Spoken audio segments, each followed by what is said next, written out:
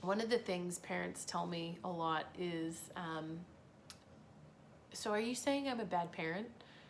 And because my kid is so challenging, or I don't understand them or whatever. And I always say, no, it's oftentimes that your kid just speaks a different language. So some of us are lucky.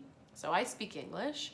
Some of us are lucky and you have a kid that comes out and they speak English too. And woo, jackpot, you are lucky. Your kid speaks the same language as you. Fantastic.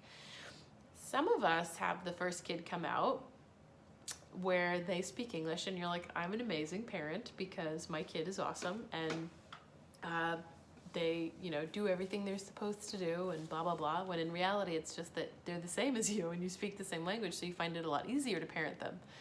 Then, hypothetically speaking, maybe your second child comes out and you go, what is this situation?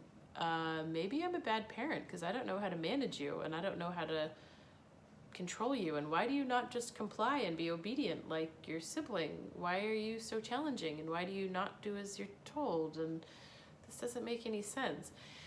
What's happening is that your kid just speaks a different language. That's it. You speak English, they speak French, maybe it's Chinese, maybe it's a really specific dialect of Chinese. That's really frustrating, isn't it? Especially if you have multiple kids. Your first kid might speak English and your second kid speaks French, and then your third kid speaks, I don't know, Italian. And the problem is you don't even know this as you're having kids or raising them. You work it out along the way, which takes a lot of patience and a lot of time and a lot of trial and error. And what worked for this kid doesn't work for this kid, which doesn't work for this kid. So it's not that you're a bad parent, it's that your kid just speaks a different language and you're in the process of language translation school and figuring out what works for my kid and what doesn't work for my kid.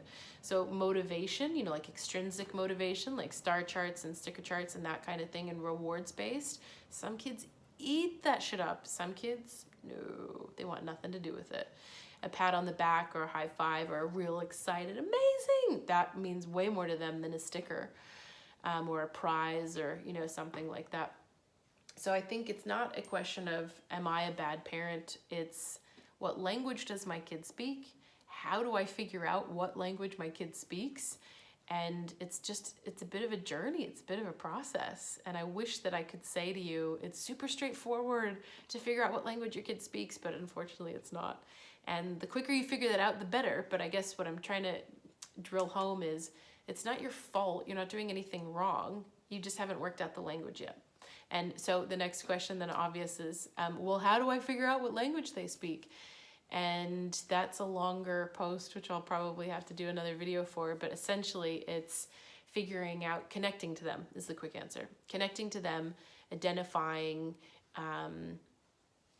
what motivates them, what doesn't motivate them, what shames them, what doesn't seem to cause them any shame, what they get excited about, what drags them down.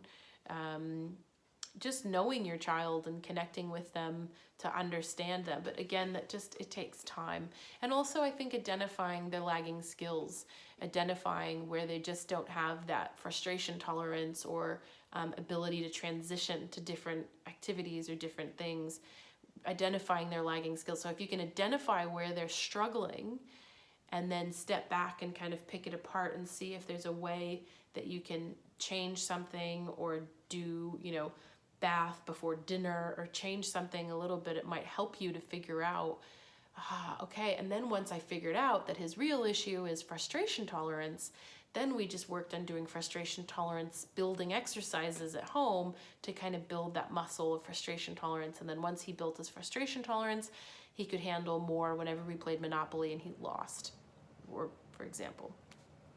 So yeah, learning how to speak. And this also goes for partners and managers and teams, and figuring out, my manager just speaks some form of Italian or is it Portuguese? I don't know, but or is it Spanish? It's just so irritating. We never can be on the same wavelength. But then if you can figure that out, and another great way that you can figure out the language thing is the MBTI. So the Myers-Briggs personality questionnaire. If you can figure out, and you can Google that anywhere, and I think it's 16 types, has a kind of quick, easy one that you can do. Figure out your personality type and then get maybe some of the people in your life to do it as well, you can see, oh, that's just your personality style. That's just how your brain is wired to leave out detail or give too much detail, macro, micro, whatever. The other thing that you can look at is the 5 love languages. So 5 love languages is a book written by Gary Chapman, I think is his name, and another guy. And you can also do it with your kids. So the 5 love languages are quality time, physical touch, words of affirmation. Oh God, what are they? Quality time, physical touch, words of affirmation, gifts, and acts of service. So what that means is this is how I like to show love, or this is how I like to receive love. Usually they're the same. So, and for children, they'll often have the same thing, that the way that they show their love and the way they like to receive love is the same. And you'll notice this, right? Because some kids are really motivated by words of affirmation and you're amazing and blah, blah, blah. Some kids doesn't really do it for them. So if you can, ideally, dream scenario is where we all have the same love language, right? Because then, and same with our partners, if we're all communicating in the same way, then if I clean the house and do laundry and make dinner, then I'm like, if acts of service is my love language, then I'm like, see, I'm loving you, I'm serving, I'm doing all these nice things for you. But if your love language is physical touch or words of affirmation, it's like, Heidi doesn't love me. She hasn't given me a hug today, and she hasn't told me anything nice so that I'm doing a good job. So she must not love me. And you can find these real powerful moments between parents and kids or with couples where they have this realization of, they're like, what? I had no idea that was your love language. So, oh shit, sorry. Like this whole time I've been loving you. I thought I was loving you, and that's not at all your way that you like to give or receive love.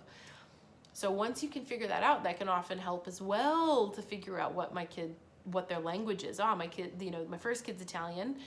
They like physical touch. My second kid is Chinese. They like words of affirmation. And my third kid is German, and they like quality time. And so that's how you can kind of navigate it, is to just assess that. And you can even ask them, depending on the age of their kid, give them the choices and see which one they like. But chances are you probably already have a hunch. And there's also on the 5 Love Languages website, there's a little quiz you can do to see what your kid is or what you are, which I find helpful.